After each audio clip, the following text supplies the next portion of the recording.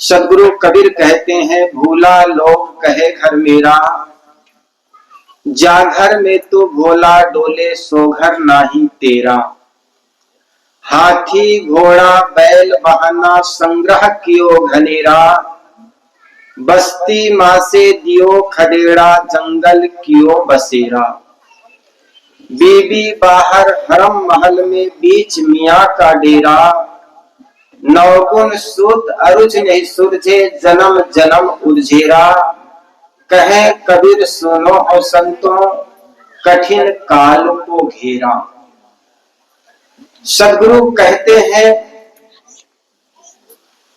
जो लोग ये मानते हैं दृढ़ ममता पूर्वक ये घर मेरा है। साहिब कहते हैं, जो लोग भूले हुए हैं भटके हुए हैं, या एक यूं ही कहें कि अपनी अज्ञानता की दशा में ऐसा लगता है दृढ़ ममता जिसको हम मानते हैं, वे लोग कहते हैं ये घर मेरा है। किसी मकान को, जिस मकान को आपने बनाया, जिस घर को आपने बनाया, वो घर को सहज अपना मानना ठीक है, लेकिन दृढ़ ममता करके मानना ये मेरा है। शायद कहते हैं ये लोग भूले हुए। और जो व्यक्ति सुलझे हुए हैं वे मानते हैं ना घर मेरा ना घर तेरा, चिड़िया बैन बसेरा। जिस घर में रहते हो न जाने उस घर के कितने दावेदार हो गए। जिस जमीन को आप अपना मानते हो न जाने उस जमीन के कितने दावेदार हो गए। कभी याद किया आपने? आज उस जमीन की पैमाना आपके नाम पर हो गया, उस मकान की रजिस्ट्री आपके नाम पर हो गया, तो आप उसको अपना मानते हैं। कल बेच दोगे, कल किसी और का हो जाएगा। कल आप नहीं रहेंगे, आपके पुत्र के नाम पर रजिस्ट्री हो जाएगी, तो आपका कहाँ हुआ? एक लड़का था, उनके यहाँ एक सेठ, एक संत आए। संत को अपना मकान दिखाए, कमरे ले गए, हर कमरा को दिखाया। कमरा दिखाने के बाद उन्होंने कहा, गुरुजी मैं आइए आपको खेत दिखाता हूँ। अपना खेत में ले गए। खेत में ले जाकर एक टीला के ऊपर खड़ा होकर के गुरुजी को दिखाने लगे। गुरुजी जहां तक आपकी नजर जा रही है ना, वो सारी जमीन हमारी है। संत ने कहा, बेटा आज से मैंने 20 साल पहले भी आया था और तुम्हारे पिताजी ने भी कहा था कि गुरुजी ये जमीन हमारी है। और इतना ही नहीं, हम 40 वर्ष बाद पहले भी आए थे, उस समय तुम्हारा दादाजी जीवित थे और तुम्हारे दादाजी ने भी कहा था, बेटा गुरुजी ये जमीन मेरी है। आज वो मेरी मेरी कहने वाले कहाँ चले गए? साहिब कहते हैं, इसीलिए जिस घर को, जिस मकान को, जिस जमीन को अपना मानते हो, ये तो एक किराए का है। जिंदगी एक किराए का घर है, एक न एक दिन बदलना पड़ेगा। जहां तुम रह रहे हो निकलना पड़ेगा, काया कोटी खाली करना पड़ेगा। किराए के क्वार्टर को तू क्या संभाले, जिस दिन खुदा तुझे घर से निकाले। आदमी निकलना नहीं चाहता, ये जीवन जीने की इच्छा बराबर बनी रहती है। जीने की जो ऐसना है ये बनी रहती है। कितने आए चले गए, लेकिन हमें ऐसा लगता है सदा सदा के लिए इसी जमीन पर बनी रहेंगे। हजारों आए, लाखों चले गए, नेकी बदी का बोझ उठाए चले गए। ऐसा लगता है ना, हम नहीं मरेंगे।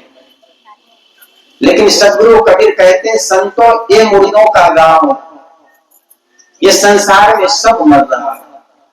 जिसको आप गांव कहते हो, जिसको आप बस्ती कहते हो, यहाँ बस्ती में बसता कौन है जी? यहाँ तो रोज उजड़ रहा है। लेकिन जिसको शमशान कहते हो वहां रोज बस रहे हैं, और वहां बसने के बाद कोई उजड़ता नहीं। एक संत थे, गांव के बाहर पीपल के नीचे बैठा हुआ था। एक राहगीर आया और संत भगवान के सामने हाथ जोड़कर कहने लगा, गुरुजी मैं बस्ती में जाना चाहता हूँ, बस्ती किधर है? तो गुरुजी ने इशारा किया, इधर बस्ती है। गांव के पश्चिम दिशा में शमशान घाट होते। गुरुजी ने उधर इशारा करते हुए कहा कि इधर बस्ती, पश्चिम दिशा में बता दी। लड़का गया, वहां पर कोई मकान दुकान नहीं देखा। लड़का को लगा गुरुजी कुछ झक्की स्वभाव की, मैंने बस्ती पूछा और लगता है शमशान घाट में भेज दिया उन्होंने। वापस आया, वापस आकर संत से भला बुरा कहा, आप कैसे संत हैं? मैंने आपको बस्ती पूछा था और आपने शमशान घाट में भेज दिए। संत ने कहा, बेटा वही तो बस्ती है जिसको आपने शमशान घाट कहा। बताइए आज तक बसा है वो आदमी वहां से उठ करके कभी गया है क्या? वही हकीकत में बस्ती है जहां पर ले जाकर के आपको बसाते, फिर वहां से उजड़ने का कोई दूसरा और कोई बंदोबस्त नहीं।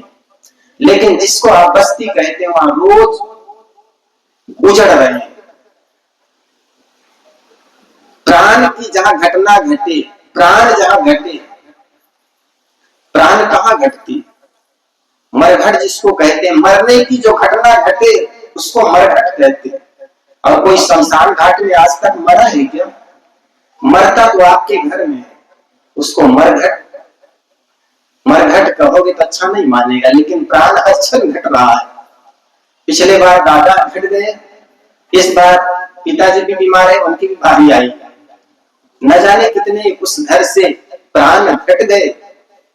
और जिसको आप मरघट कहते हैं वहां तो लोग बसते हैं जाकर के। तो सदगुरु कबीर कहते हैं, भूला लोग कहे घर मेरा। ये धर्मशाला है, दृढ़ ममता करके मत बसो यहाँ पर, मन में बनाओ एक दिन सबको जाना। जो बच्चा था आज जवान हो गए, जो जवान है कल बूढ़े हो जाएंगे, एक दिन इस दुनिया से बयान कर जाते हैं।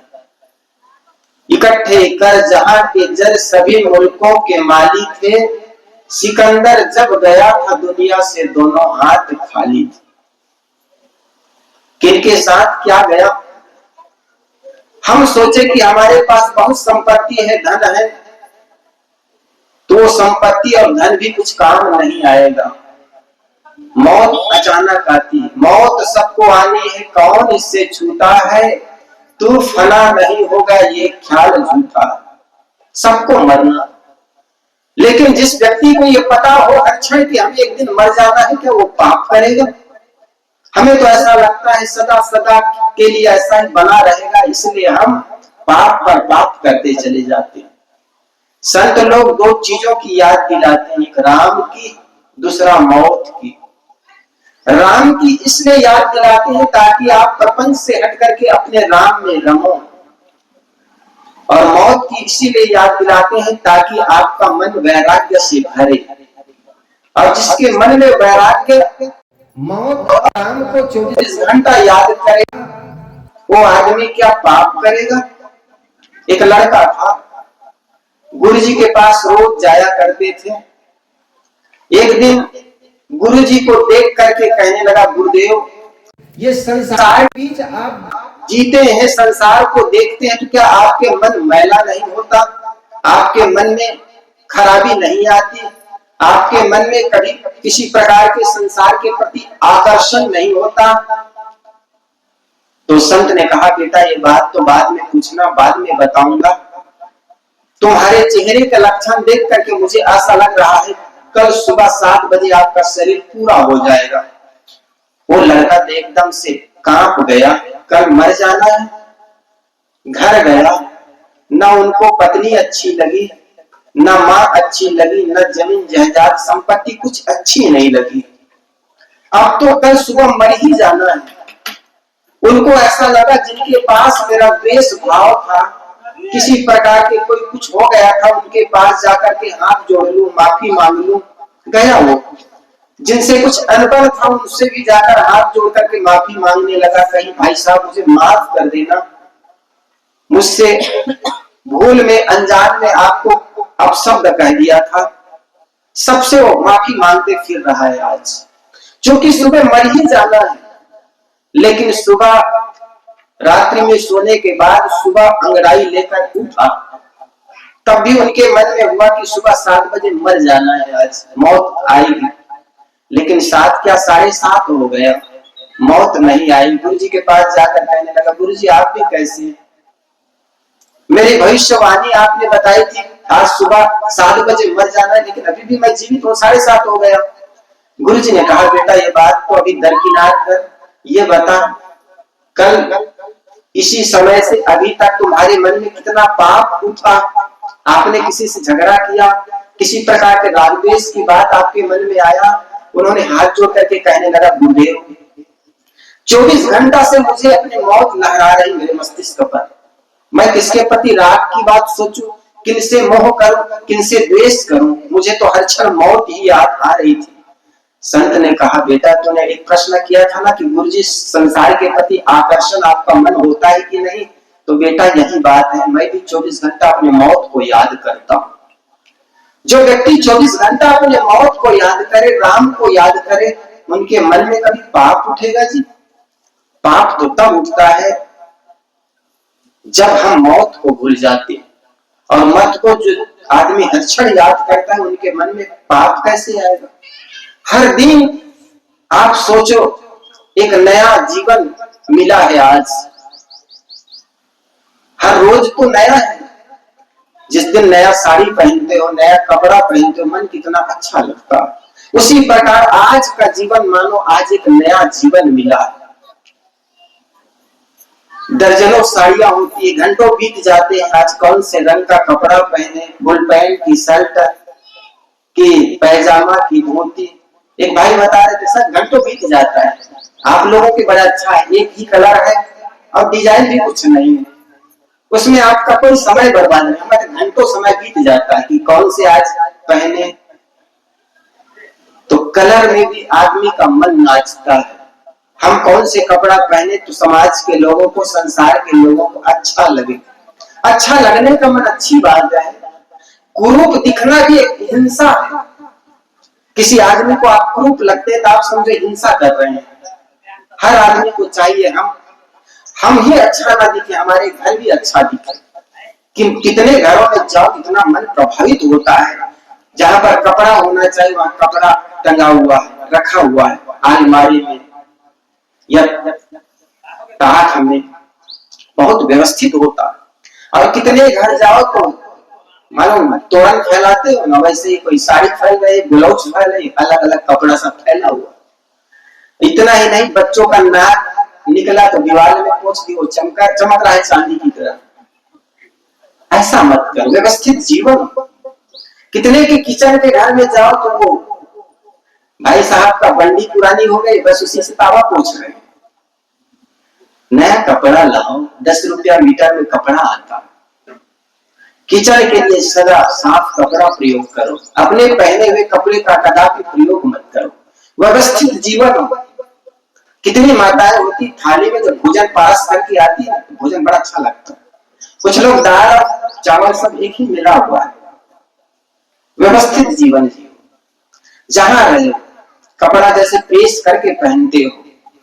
कहीं पर जाओगे आपको देखते हैं लोग, और किसी किसी को देखो मन कितना प्रभावित होता है। हमारा भी जीवन ऐसा हो, आप किसी के लिए आदर्श बने, आपके जीवन को देख करके लगे कि हमको भी ऐसा होना चाहिए, तभी तो आपका जीवन जीने का सार्थकता। तो जहां रह रहे हो एक दिन ये सोचो कि हमारा जीवन किसी के लिए आदर्श हो। तो सदगुरु कबीर कहते हैं, भूला लोग कहे घर मेरा, जाघर में तू भूला डोले सो घर नहीं तेरा। साहब कहते जिस घर में तुम भूले भूले डोल रहे हो ना, ये घर मेरा है। साहब कहते वो घर तेरा नहीं। मौत जब आएगी तो घर से एक दिन निकाल दिए जाते हैं, और जहां से निकल जाना है, चला जाना है, उसको दृढ़ ममता बना करके क्या रहना। आप आज उसके मालिक हैं, कल आपके बेटे हो जाएंगे, फिर बेटे के बेटे आ जाएंगे। हम इस जीवन में कितने दिन तक रहते हैं? 60 वर्ष, 50 वर्ष। भारत की औसतन आयु माने जाते हैं 65 वर्ष। जापान के औसतन आयु 100 वर्ष माने जाते हैं। हम इतने धार्मिक लोग होकर के भी इस भारत भूमि के औसतन आयु 65 वर्ष माने जाते हैं। पाश्चात्य देश, जिसको धनाढ्य देश कहते हैं, भौतिकता बहुत ज्यादा है ये कहते हैं, वहां पर लाखों लोग तो 100 से पार कर गए, और हम इतने धार्मिक लोग होते हुए भी हम 80 तक पहुंच नहीं पाते। खान पान की खराबी, वातावरण दूषित होने के कारण। तो साहब कहते जहां रह रहे हो निकलना पड़ेगा, काया कोटी खाली करना पड़ेगा, किराए के क्वार्टर को तू क्या संभाले, जिस दिन खुदा तुझे घर से निकाले। अचानक मौत आती है। देखो आज हार्ट अटैक 40 से कम वर्ष की उम्र के लड़कों को भी आने लग गया। पहले तो 60-65 के बाद ही लोग सोचते थे ये सारी बीमारियां आती, लेकिन high blood pressure, sugar, attack, ये नाना तरह की बीमारियां आज घर कर गई। लेकिन आदमी जीने की इच्छा बनी रहती, अचानक मौत आ जाती। एक आदमी बीमार पड़ा, डॉक्टर चेकिंग करने के लिए आया, तो डॉक्टर ने कहा कि आपकी बीमारी और आपकी स्थिति के अनुसार इलाज कराओगे तो करीब करीब 5 लाख लग जाएगा। 5 लाख सुन करके तो लंबा सांस लेने लगा। 5 लाख? हाँ भाई साहब, आपकी जो स्थिति है बीमारी की और आपकी आर्थिक स्थिति के हिसाब से 5 लाख तो लग ही जाएगा। बॉम्बे में एक हॉस्पिटल है जहां पर तल्ला होते हैं, कौन से तल्ला में है उससे उनकी कंडीशन जाना जाता है, आर्थिक स्थिति कैसी है। 5वें तल्ले 6वें तल्ले पर बहुत अच्छे माने जाते हैं, मतलब उनकी आर्थिक स्थिति बहुत मजबूत होगी, इसीलिए वो 5वें तल्ले में इलाज करा रहा है। फर्स्ट तल्ले में निम्न माने जाते, वो आर्थिक स्थिति कमजोर होगी, इसलिए फर्स्ट तल्ले में। तो डॉक्टर ने कहा आपकी बीमारी की स्थिति और आपकी आर्थिक स्थिति को देखते हुए 5 लाख तो लग ही जाएगा। डॉक्टर ने कहा 5 लाख तो लग जाएगा। तो उस आदमी ने लंबे सांस लेते हुए कहा अगर इलाज ना कराओ तो, कहीं इलाज ना कराओ तो मर जाओगे, तो मरने में कितना खर्च आएगा? अरे नहीं, मरने में क्या खर्चा, 500 का लकड़ी लाएंगे और जला दिए जाओगे, तो बस यही सस्ता है। पैसे बनाने बचाने की इतना इच्छा हो जाती, मरना आदमी पसंद करता है लेकिन धन का उपयोग करना नहीं चाहता। जब तक जी रहे हो तब तक धन का उपयोग करो। उपयोग करने का मतलब या तो दान धर्म में होता है या स्वयं उपभोग करो, तीसरा नाश हो जाता। तुम उसका उपयोग नहीं करोगे तो आने वाली पीढ़ी आपस में लड़के मर जाएंगे, जो कि हर आदमी देख रहा है, ताक में रहा है। किसी ने बड़ा अच्छा पद कहा, किसको अपना कहते हो यहाँ कोई न तेरा अपना, माया की नगरी है जीवन एक सपना। और गोस्वामी तुलसीदास जी महाराज ने कहा, उमा कहो सुन अनुभव अपना, सत हरि भजन जगत सब सपना। ये संसार एक सपन की तरह बीत जाता। सपना में आज आप देखते हैं ना, सोए हुए हैं गाढ़ी नींद में, कहीं सर्प ने आपको काट दिया, आप मर गए, कि कहीं जंगल में आप भटक रहे हैं, कहीं दुश्मन आपको आक्रमण कर दिया। ऐसे ही तो स्वप्न होते हैं, बिना पूंछ और बिना सिर के। हम स्वप्न देखते हैं, नींद टूटती है तो पता चलता है कहाँ वहां स्वप्न, कहाँ जंगल, कहाँ सी वही टूटी खाट और वही टूटा घर में बसे हैं। स्वप्न ऐसा ही होता है। जब इसलिए कहते हैं आंख ढपी तो दुनिया गया, आंख जैसे ही बंद हो गई तो आपके लिए कितनी भी संपत्ति हो ना, सारी संपत्ति छूट जाती। कई मरने के बाद तो छोड़ दीजिए, जीते जी कई बार हमारे अपने लोग पहचानने से इनकार कर देते हैं। एक बार एक संत एक गांव से होकर के गुजर रहे थे।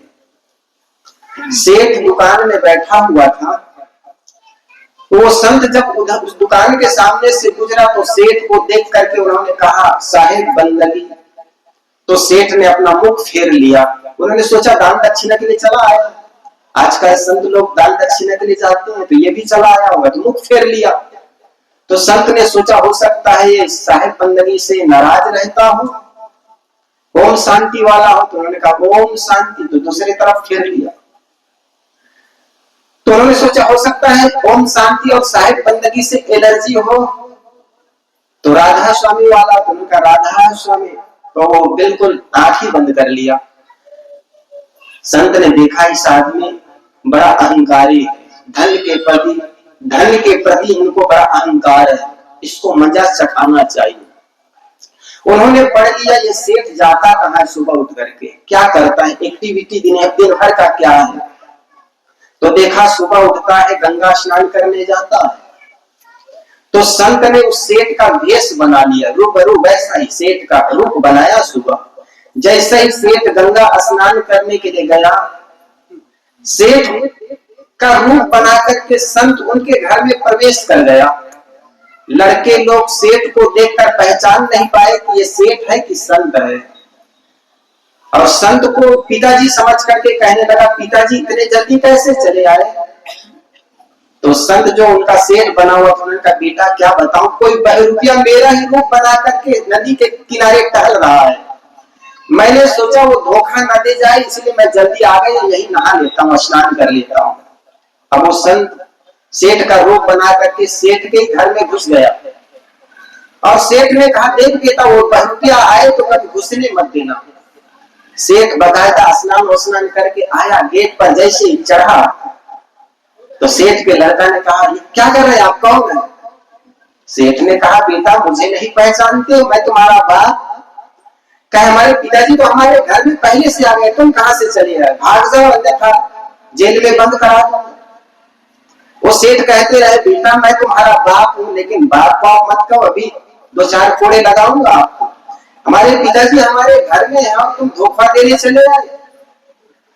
वो बेचारा सेठ क्या करे, गया नदी किनारे, पुनः बड़ा सोच रहा था कैसे करो क्या करो। फिर मन में आया जा करके FIR दर्ज करूं।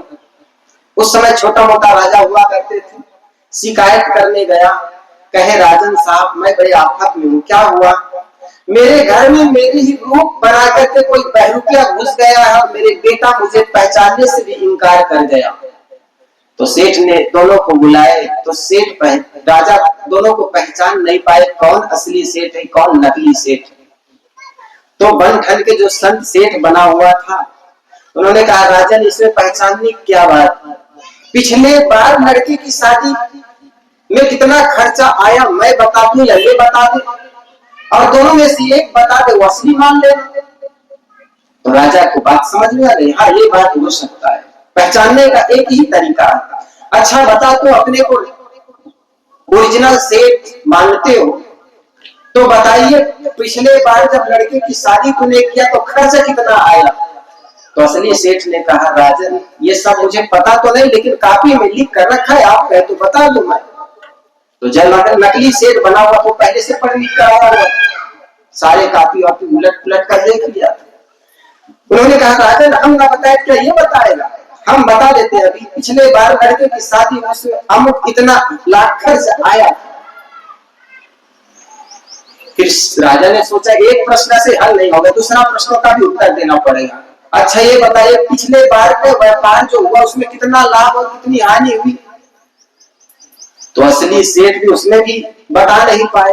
नकली सेठ ने कहा, राजन पिछले बार व्यापार में हमें इतना लाभ हुआ। राजा को पक्का विश्वास हो गया, ये जो नकली जो सेठ बना हुआ था उसको वे असली मानने लग गए। और जो असली सेठ को कहा, तुम यहाँ से भाग जाओ, अन्यथा 10 कोड़े मरवा करके तुम्हें यहाँ से फांसी की सजा लगवा दूंगा। वो सेठ क्या करे बेचारा, अपने मारे नदी के किनारे सुबह सुबह फिर टहल रहा था। अब वो सेठ जो बहरूपिया बना, वो संत सेठ का रूप धारण किया हुआ था, वो अपने रूप में आकर वो नदी के किनारे गए। तो दूर से जो सेठ था असली, वो संत को देख करके दूर से अपने उनके चरणों में दंडवत करने लगे, भगवान माफ करना, मेरे घर में कोई मेरे ही रूप बना करके कोई बहरूपिया प्रवेश कर गए, मेरा लड़का तो मुझे पहचानने से इनकार कर गए। तब संत ने कहा, कल तुम्हारा अहंकार कहाँ गया, आज तुम्हारा अहंकार कहाँ गया। कल तुम्हारे दरवाजे पर आया था, मैंने जय श्री कृष्ण कहा, साहेब बंदे कहा, ओम शांति कहा, तुमने मुख फेर लिया, वही धन का अहंकार था। और आज तुम्हारा अहंकार कहाँ चला गया। ठीक इसी प्रकार ये तो पहचान जीते जी की ऐसी हालत हो जाती है। कई बार जानबूझ करके भी लड़के पिता को मार डालते हैं जमीन को अपने नाम में चढ़ाने के लिए। कागजात में पता चला कि इनका पिताजी चला गया, पिताजी बाद में जाकर के अदालत में कहना पड़ता है कि भाई मैं पिता जिंदा हूं। ऐसा होता है ना कई बार। ये धन का अहंकार किसी काम का नहीं। किसको अपना कहते हो, यहाँ कोई न तेरा अपना, माया की नगरी है जीवन एक सपना। हमारे पास जब पैसे होते हैं साहब, दूर के रिश्तेदार चले आते हैं, मैं आपका भाई का मित्र हूं, ऐसा होता ना कई बार। किसी संत ने बड़ा सुंदर कहा, बहुत बनते हैं जब रिश्ते पैसे पास होते हैं, टूट जाती है गरीबी में जो रिश्ते खास होते। कई बार पड़ोसी लोग भी काम आ जाते हैं, अपने लोग दुश्मन हो जाते हैं, इसलिए सबसे हिलमिल रहिए। आखिर स्वर्ग कहते हो, वो मरने के बाद, मिलने की बात लोग अधिकतर करते हैं। व्यास गद्दी में बैठ करके स्वर्ग और नरक की चर्चा बहुत करते हैं, लेकिन हमारे कबीर पंथ में ये बताया जाते हैं कि जीते जी तूने अच्छा जीवन जिया, निर्वैष्णवी जीवन जिया। अगर समाज के किसी के काम आ गए तो समझना वो आपका जीवन सार्थक रहा, वही स्वर्गीय जीवन है। मृदुवानी सुंदर वरता सभी गुणों की खान है, प्रेम की गंगा बहे जहां पर, वही घर स्वर्ग समान है। प्रेम की गंगा बहे जहां पर, वही घर स्वर्ग समान है। जब तक जीवित है तब तक सबके साथ सुंदर बर्ताव करो। किनसे झगड़ा करना, किससे बैर बनाना, किससे मोह करना, सबके साथ हिलमिल रहे। बैर भावना नहीं किसी से, सबसे हिलमिल रहना, सबसे हिलमिल रहना। एक दूजे का करते आदर, है सतपथ पर चलते, है सतपथ पर चलते।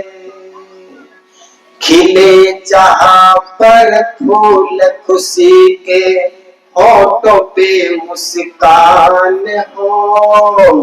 खिले जहां पर फूल खुशी के, होठों पे मुस्कान हो।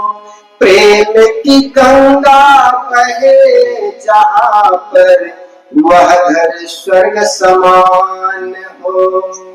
प्रेम की गंगा बहे जहां पर, वह घर स्वर्ग समान हो।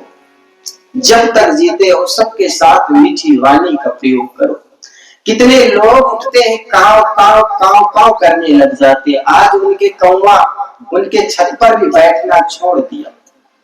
आप जगह बदलने से कुछ नहीं होने वाला साहब, आप अपने स्वभाव को बदलिए। एक कौवा एक गांव को छोड़ करके चला जा रहा था। कोयल देख करके कहती, भैया कहाँ जा रहे हो? कौवा ने कहा, बहन क्या बताओ, इस गांव के लोग मुझे पसंद नहीं करते, मुझे देख करके पत्थर मारते हैं। दूसरी जगह जा रहा हूं, वहां के लोग मुझे मेरी पूजा करेंगे, मेरा आदर करेंगे। कोयल कहती, भैया आप कहीं भी चले जाए, आपकी आवाज कर्कश है, आप अपने बोलने के स्वभाव को नहीं सुधारेंगे, वहां के लोग जहां जाओगे वहां के लोग भी आपको पत्थर मारेंगे। जहां रह रहे वहां सबके साथ अच्छे बर्ताव करो। हमें ऐसा लगता है, देखो माताओं की एक समस्या होती है, पहले जब आई थी बहू बन करके तो ऐसा लगता था सास नहीं अच्छी मिली इसलिए दुखी है, होता है। पहली बहू बन करके आई तो सास अच्छी नहीं मिली थी इसलिए दुखी, और 20 साल बाद मिलने के बाद एक बहू आई तो बहू अच्छी नहीं मिली इसलिए दुखी। उस दुख से कभी आपको मुक्त कर नहीं सकते। अच्छा है कि जो आपको मिला हुआ है उसमें अपने को एडजस्ट कीजिए। किसी को बदल नहीं सकते आप, अपने को बदल सकते हैं। हम सदा यही चाहते हैं कि बहू बदल जाए, बेटा बदल जाए, पति बदल जाए, पत्नी बदल जाए। कोई नहीं बदलता साहब, केवल अपने को, मन को बदलिए और यही आपके वश में है। कोई किसी दूसरे को नहीं बदल सकता। हम केवल स्ववश है तो अपने आप के लिए है, अपने आप को बदल सकते हैं। इसलिए पूरी दुनिया में कोई आदमी चांद बिछा करके नहीं चल सकता। राजा महाराजा भी पूरी दुनिया में चांद बिछा करके नहीं चल सकता है, लेकिन एक जोड़ी जूते अपने पैर में लगा लिया तो समझो पूरी दुनिया में चांद बिछी हुई है। उसको ना तो फिर कंकड़ गड़ेगा ना तो कांटे गड़ेगा। ठीक इसी प्रकार पूरी दुनिया के लोगों को अपने वश में करने की जो चेष्टा करते हो ना, ये दुराग्रह है, इस हो ही नहीं सकता। लेकिन आप अपने मन को वश में कर लिया तो समझो पूरी दुनिया के लोगों को आपने वश में कर लिया। सिकंदर ने क्या किया? यही तो किया था। जब पहली बार डायोजनीस से मिला था तो उन्होंने सोचा संत मेरा प्रशंसा करेंगे। उन्होंने सोचा था विश्व विजय यात्रा में निकला हुआ था, विश्व को लोगों को विजय प्राप्त करने इसलिए निकला हुआ था। बीच में संत डायोजनीस मिल गए, उनके पास जाकर के कहने लगा संत भगवान प्रणाम आपको।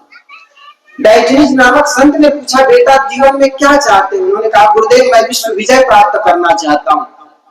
विश्व विजय करना चाहते हो, उसके बाद क्या करोगे? कहे मैं चैन से जीना चाहता हूँ। बड़ा फक्कड़ संत था, कपड़े नहीं था तन में, वो जिसको दोंद कहते हो ना, पाइप। दोंद तो जान गए, दोंद सड़क के पानी पार होने के लिए बिछाए जाते, वो पाइप में रहा करते थे। डायोजनीस संत ने कहा बेटा तुम चैन से जीना चाहते हो पूरी दुनिया को जीत करके, तो मेरे पास बहुत जगह है, मैं आधे में मैं रह जाऊंगा, आधे में तू रह जाना। ये दुनिया में उफान शैतान मार काट करने के बाद कोई चैन से जी पाता? तो हम दुनिया को जीतना चाहते हैं लेकिन ये किसी से हो नहीं सकता। सबको वश में करने के बाद हम सुखी से रहना चाहते, ये कभी हो नहीं सकता है। लेकिन आप अपने मन को वश में कर लिया तो समझो पूरी दुनिया आपके वश में हो गई। आखिर संतों के पास क्या? सदगुरु कबीर ने कहा चाह गई चिंता मिटी, मनवा बेपरवाह, जिसको कछु न चाहिए सोई सहनपति सा। किसी के आपके वश में नहीं, कोई आपके वश में नहीं। एक लड़का नई नई शादी किया, अपने मित्र से पूछा कि मित्र मुझे कैसे जीवन जीना चाहिए? उन्होंने कहा देख नई नई शादी हुई, हाँ पत्नी जो होती है, स्त्री जो होती है वो शक्ति की देवी होती है, इसलिए पत्नी को कभी सिर में चढ़ने मत देना। देखो उन्होंने कैसा समझाया अपने मित्र को। स्त्री जो होती है शक्ति की देवी होती है, इसलिए अपने सिर में कभी चढ़ने मत देना। इसके लिए क्या करूं? तो उन्होंने कहा जब भी कोई काम बताओ ना तो उनको कहना नहीं तो। इससे क्या होगा? कह रहे तू करके तो देखना एक बार, मेरा अनुभव है, देखो 6 वर्षों का अनुभव। अच्छा, तो 2-4 दिन तो उनकी घर में जो मेहमान आए हुए थे तब कुछ बोले नहीं। आज चौथा दिन उनको ऑफिस जाना था, सुबह सुबह उठा और सुबह सुबह उठ करके कहा गरम गरम पानी गरम कर दो नहीं तो। अच्छा, पत्नी घबराई, नहीं तो पता नहीं ये क्या कर, बड़ा गुस्सैला लगता है। वो बेचारी जल्दीबाजी में चूल्हा में लकड़ी खोस करके पानी गरमाई। बाथरूम से जैसे ही लड़का नहा करके निकला और नहा करके निकलने के बाद कहने लगा गरम गरम पकौड़ी बना दो नहीं तो। बेचारी घबराने लगी, डरने लगी, नहीं तो पता नहीं ये क्या कर देगा, बड़ा गुस्सैला ऐसा लगता। और जैसे ही पकौड़ी खा करके तैयार हुआ कहने लगा गरम कपड़े जल्दी से प्रेस कर दो नहीं तो। अब उनके नहीं तो में बेचारी घबराने लगी और ऐसे करते करते नहीं तो में वो 1 महीना बीत गया। न बेचारी दिन में चैन पाती, न रात में नींद ठीक से सो पाती। तो बेचारी घबरा घबरा कर काम करती, सूख गई एकदम से। 1 महीने बाद जब अपने पीहर गई, मायके गई, तो माँ देख करके आंसू बहाने लगी। बेटी तुम्हें जब भेजी थी हम लोग तो फूल सी मेरी बेटी 1 महीने में कांटा जैसी कैसी हो गई। घर के सारे लोग ठीक हैं, दामाद भी ठीक है, जमीन जायदाद की कोई कमी नहीं है, लेकिन बेटी तो सूख कैसे गई, क्या बात है। बेटी रोते रोते कहने लगी, माँ घर में कोई संपत्ति की कोई कमी नहीं है, सास ससुर भी बड़े अच्छे हैं, लेकिन दामाद को परखने में आप लोग भूल कर गए। कहे बेटी की क्या बात है, दामाद भी तो बहुत अच्छा है। कहे माँ कोई भी काम बताती है, बताने के साथ वो नहीं तो कहते, पता नहीं तो क्या कर देगा, मैं घबरा जाती हूँ। तो माँ भी 20 साल पति के पास बिता चुकी थी, 20-22 साल। वो समझ गए बात कहाँ पर गलती हो रही है। उन्होंने कहा बेटी ऐसी तो मैं भी तुम्हें एक मंत्र देती हूँ। कहे माँ कौन से। कहे जब तुम्हें कहना वो नहीं तो तब आप कहना नहीं तो क्या करोगे। तो बेटी कहती माँ की पति परमेश्वर होता है। अरे परमेश्वर होता है तब होता है, पहले मंत्र लगा देखना। अब आई लड़के, पति अपनी ऑफिस से आए नहीं है, शाम हुई, पति जैसे आया तो देखा जूती पड़ी हुई है, देवी आ गई है। जूता एक इधर उतारा, दूसरा इधर उतारा, बस्ता पटका, जो बेग लाया था उसको पटका, और कहे गरम गरम पानी कर दो, नहीं तो पत्नी भी दरवाजा अच्छा से फटाक से दरवाजा खोलिए। कहे नहीं तो क्या करना है। कहे नहीं तो ठंडा पानी से ही नहा लेंगे और क्या करना। पत्नी भी सोची है, खोदा बाहर निकला चुहिया। और दूसरा उनका मित्र कुछ बताया भी नहीं था, नहीं तो क्या करना है। फिर कहता एक तो काम नहीं बना, दूसरा जैसे हाथ पैर धोकर निकला, नहा करके निकला, कहे गरम गरम रोटी बना दो, नहीं तो अच्छा नहीं तो क्या करोगे। कहीं ठंडी रोटी खा लेंगे और क्या। ऐसा होता। देवी को पैर की जूती मत समझो, उनके साथ सुंदर बर्ताव करो। आखिर जीवन की ये 2 पहिया है, और जीवन की 2 पहिया जब सही सलामत होगा तभी तो जीवन ठीक ढंग से जी पाओगे। नारी घर को स्वर्ग बना सकती है, और अगर उस घर में कोई नारी दुखी हो जाए तो उस घर को भी नरक बनाने में टाइम नहीं लगता। इसलिए जिस लोगों के बीच आप रहते हो उनके साथ सुंदर बर्ताव। समझो हम थोड़े दिन के अतिथि हैं, मेहमान हैं, इस दुनिया से हमें चले ही जाना है। जब दुनिया से चले ही जाना है तो किनसे राग करोगे और किनसे द्वेष करोगे। सबके साथ फिर हाथ जोड़ोगे, माफी मांगोगे, और ये होना चाहिए। क्या फर्क पड़ता है उसने हाथ जोड़ लिया कि आप पहले जोड़ लिए। कोई पहले हाथ जोड़ लेने से कोई छोटा नहीं हो जाता, और कोई हाथ न जोड़े अकड़ के खड़ा है क्या वो बड़ा थोड़े। सदगुरु किसी ने कहा है जिसमें विद्या होते हैं वे विनय हो जाते हैं। जिस प्रकार डालियों में फल लगने से झाड़ झुक जाते हैं, झाड़ के डालियां झुक जाती है, इसी प्रकार विनयवंत व्यक्ति विद्या से भर जाते हैं, वो विनय हो जाते हैं, झुक जाते हैं। इसलिए किसी ने सुंदर कहा झुकता वही है जिसमें जान होती है, अकड़ना तो मुर्दों की पहचान होती है। बड़े बुजुर्गों के सामने झुक जाओ, नम हो जाओ, और जो आदमी नम हो जाते हैं, झुक जाते हैं, वो बड़े कहलाते हैं। इसलिए सदगुरु कबीर के एक साथी है, कहा विष्णु की घट गई जो भृंगों ने लात मारी लात। झुकना आदमी को बड़ा बनाता है। तो सदगुरु कबीर कहते हैं भूला लोग कहे घर मेरा, जाघर में तू भूला डोले सो घर नहीं तेरा। हाथी घोड़ा बैल बहना संग्रह क्यों घनेरा। आदमी संग्रह भी घनों करता। सदगुरु कबीर का समय था, आज से 600 वर्ष पहले। आदमी का मूल्यांकन उनके पास कितने फौज फक्कड़ है, कितने बैलगाड़ी, पहले बारात बैलगाड़ी से जाते थे, फलाने के बारात में कितने बैलगाड़ी गए थे, या उनके खेत में कितने हल चलते हैं, इससे उनका मूल्यांकन होता था। उस समय ये सब ट्रैक्टर फिक्टर नहीं था, तो उस समय कितने उनके खेत में हल चलते थे, 50 की संख्या में हल चलाया करते थे। गांव में ठाकुर होते, मालगुजार होते, तो नौकर लोग अपने हल चलाते थे, उससे उनका मूल्यांकन होता थी फलाने मालिक के खेत में कितने हल चलते हैं। तो आज से 600 वर्ष पहले घोड़ा हाथी से आदमी का मूल्यांकन होता कि उनके पास कितने रथ वाले हैं, कितने घोड़े वाले हैं, कितने हाथी वाले हैं। आज होता तो सदगुरु कबीर एरोप्लेन हेलीकॉप्टर से मूल्यांकन करते या लिखते। उस समय था जिस चीज की समय था उसी को देख करके सदगुरु कबीर ने कहा, हाथी घोड़ा बैल वाहना संग्रह कियो घनेरा, बस्ती मां से दियो खदेड़ा, जंगल कियो बसीरा। इतने होते हुए भी एक दिन खदेड़ दिए जाती। ये बड़े अच्छे शब्द प्रयोग करते हैं सदगुरु कबीर, खदेड़ना। एक होता है इस्तीफा देना और दूसरा होता है खदेड़ देना। खदेड़ना ना चाहते हुए आपको निकाल देना और निकल जाना, इस्तीफा दे देना। इस संसार से आखिर कौन चाहता है मरना? कोई नहीं चाहता, सभी जीना चाहता। जो बूढ़े से बूढ़े खाट में पच रहे ना, वो भी आदमी सोचता है कि और थोड़ा मर करके पोतों की शादी देख ले, जी करके बेटों की शादी देखे, पोतों की पोते की भी शादी देख ले, ये इच्छा रखते हैं। और यही कारण है आधा दर्जन से अधिक बच्चों की शादी क्यों हो जाती है।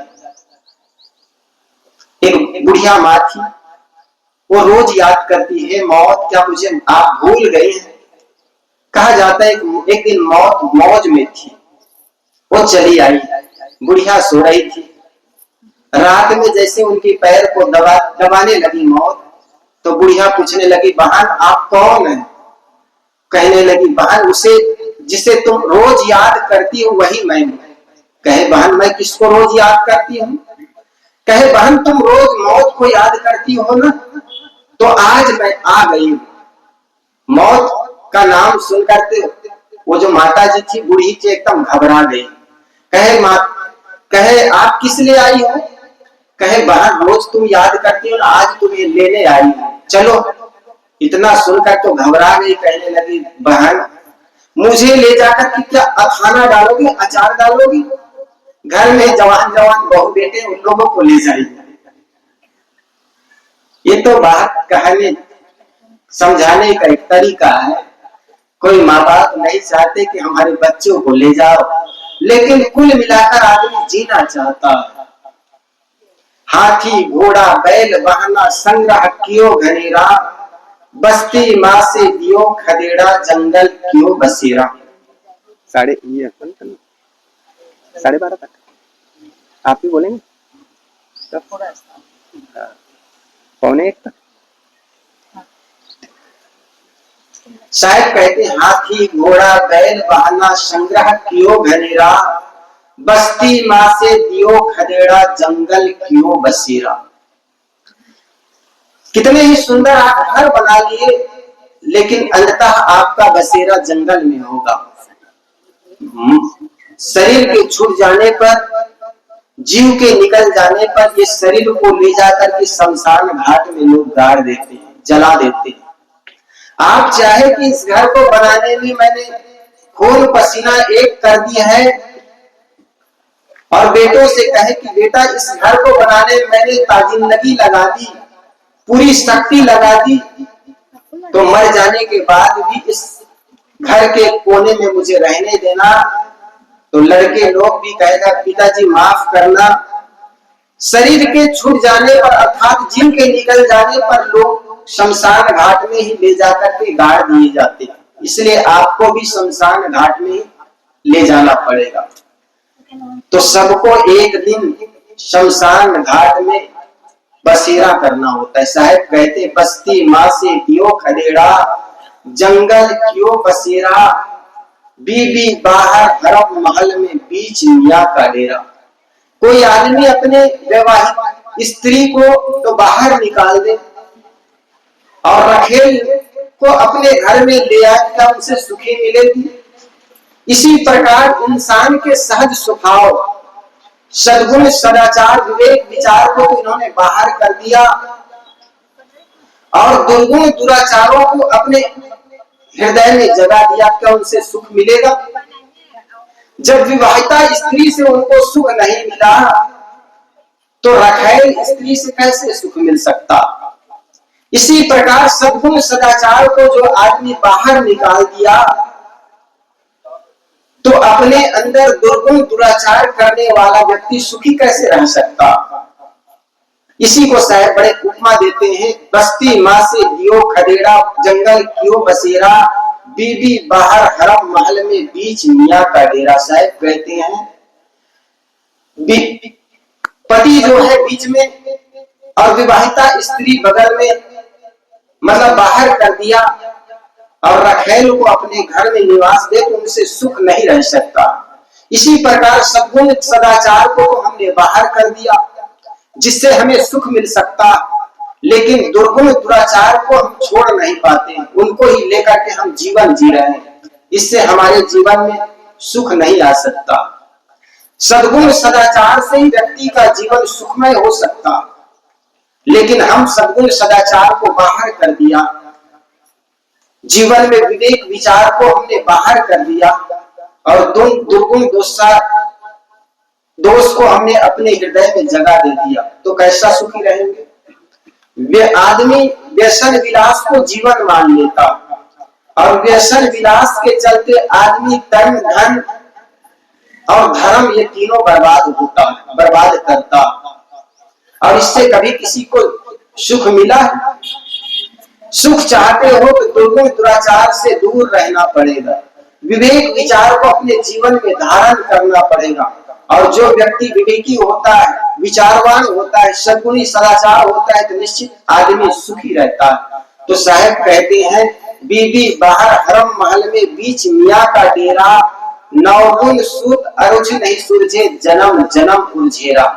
साहब कहते एक मन सूत भी उलझ जाए तो उसको सुलझाने में ताजिंदगी बीत सकती है, और नवगुण सूत उलझ गया। ये नवगुण सूत कौन से? चतुष्ट अंतःकरण और 5 इंद्रियां, ये आपस में उलझ गए। हमारी इंद्रियां अपने अपने चीज खाने के लिए, अपने अपनी इंद्रियों के भोग करने के लिए कितना लड़ते हैं। सदगुरु कबीर ने कहा कि संतो घर में झगड़ा भाई, रात दिवस मिली उठी उठी लागे 5 गोटा एक नारी। साहिब कहती ये 5 इंद्रियां ये अपने अपने स्वाद को ग्रहण करने के लिए रोज झगड़ा लड़ता। कानों से हम सुंदर शब्द सुनना चाहते, जीभ से सुंदर रस खाना चाहते। कुछ लोग होते हैं खाने में बड़े आदी होते, और कुछ लोग बड़े कंजूस होते। एक आदमी खाने गया तो खाते खाते खाते खाते इतना खाया, लोगों ने कहा अब बीच में कम से कम पानी तो पी लीजिए। ऐसा होता है ना, बीच में आने के बाद पानी पीते हैं। तो देखा वो आधा घंटा तक खाता रहा, तो लोगों ने कहा कम से कम बीच में पानी तो पी लीजिए। उन्होंने कहा बीच आए तब ना, अभी बीच आया कहां। तो ऐसा होते। और कुछ लोग खिलाने पिलाने बड़ा कंजूस भी होते। एक घर में एक मेहमान आया, दोपहर में भोजन किया उनके घर, तो घर मालिक ने सोचा ये शाम को और खाना खिलाना पड़ेगा। तो अपने लड़का से कहा देख बेटा शाम को आना और पूछना कि शाम को क्या बनाए, तो फिर मैं बता दूंगा। तो मेहमान और घर का मालिक दोनों शाम के आंगन में बैठे हुए थे, और उनका लड़का आया। लड़का आकर के कहा पिताजी शाम को क्या बनाए, दाल सब्जी। तो पिता ने कहा शाम को और खाएंगे क्या? अरे अभी तो खाए ना, क्या मैं कोई राक्षस हूं? मेहमान आए उनको पूछ ले। अब मेहमान कहे खाना है तो राक्षस, मेहमान को पूछे और कहे हाँ शाम को खाना है मतलब वो राक्षस। तो ऐसा होता है। तो कहने का मतलब नवगुण सूत अरुच नहीं सुलझे। साहब कहते हैं 5 इंद्रियां और चतुष्ट अंतःकरण उलझ जाते हैं। हमारे जीवन में 5 ज्ञान इंद्रियां हैं। आंखों से हम देखते हैं, और देखी हुई चीज विषय है, चाहे वो जो भी हो। रूप विषय है, शब्द विषय आपके कान का है, रस विषय जीभ का है, त्वचा जो है स्पर्श का है। इस प्रकार 5 विषय है, और 5 विषयों को ग्रहण करने के लिए हमारे पास 5 इंद्रियां हैं। चतुष्ट अंतःकरण है, मन चित्त बुद्धि अहंकार। मन से मनन करते हैं, चित्त से चिंतन करते हैं और बुद्धि से निर्णय लेते हैं और अहंकार उसको स्वीकार कर लेता। ये 5 इंद्रियां और चतुष्ट अंतःकरण में आदमी उलझा रहता है। तो इसी को शायद कहते हैं, नौगुण सूत अरुझि नहीं सुरझे, जन्म जन्म उर्झेरा, कहे कबीर सुनो हो संतो, कठिन काल को घेरा। काल कहते हैं वासना को, और इसी वासना के चलते हम दुनिया के जन्म मरण के चक्कर में पड़े रहते हैं। हमारा जो जीवन मिला है ना, यूं ही नहीं मिला, कहीं न कहीं किसी न किसी रूप में हमारी वासना हमें खींच लाई और इसी के चलते हम जन्म लेते। रामकृष्ण परमहंस के लिए कहा जाता है, जब जीवन के अंतिम अवस्था में थे, लेकिन वे खाने में बड़े रुचि रखते थे। यहां तक कि मंच पर वे व्यास पीठ पर बैठ करके ब्रह्म चर्चा करते रहते, लेकिन कभी कभी उठ करके किचन में चले जाते मां शारदा के पास और शारदा से कहता, शारदा कुछ बना? तो शारदा भी कहती कि तू भी कैसा है, मंच में तो बैठ करके तुम ज्ञान चर्चा करते हो, ब्रह्म चर्चा करते हो, और ब्रह्म चर्चा करते करते तुम्हें किचन की कैसे ख्याल आ जाते? लोग मुझे पीछे से आकर कहता है, तुमको तो डरते हैं, मुझे पीछे से आकर कहते हैं ये कैसे ब्रह्म चर्चा करने वाले सदगुरु है, ये ब्रह्म चर्चा करते करते ये किचन में चला आता है, शारदा कुछ बना?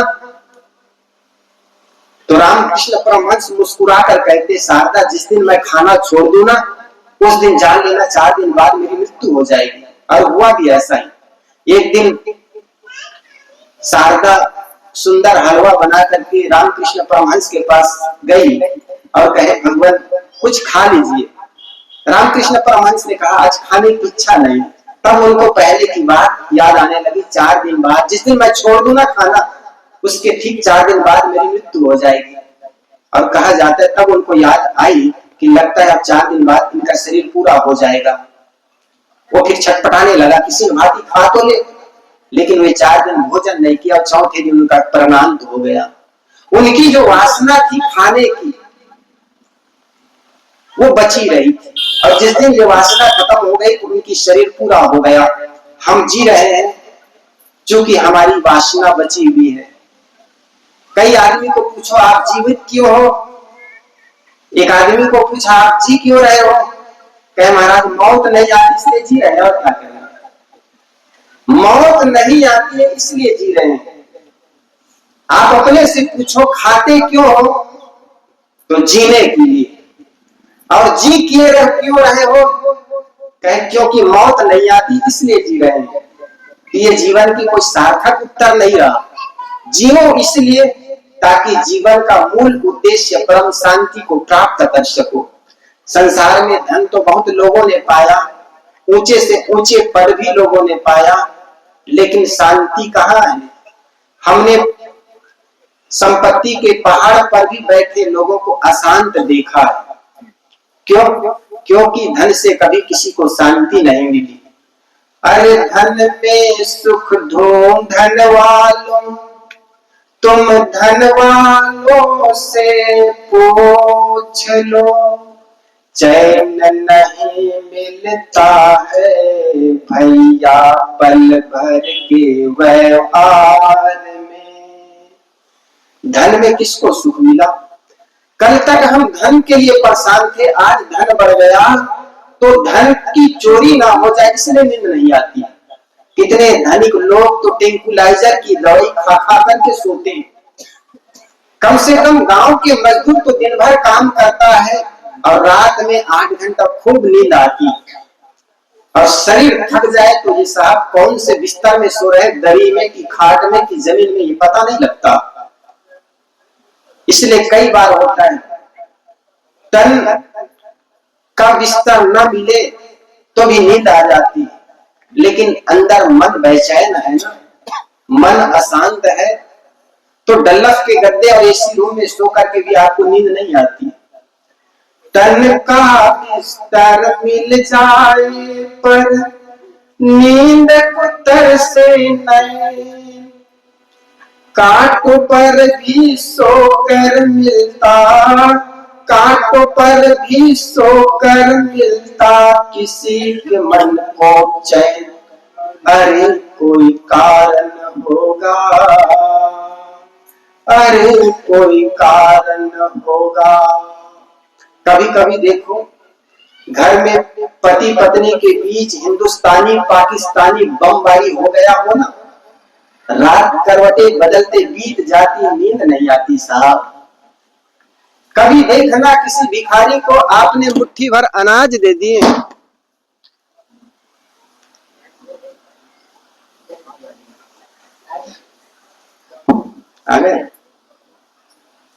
कभी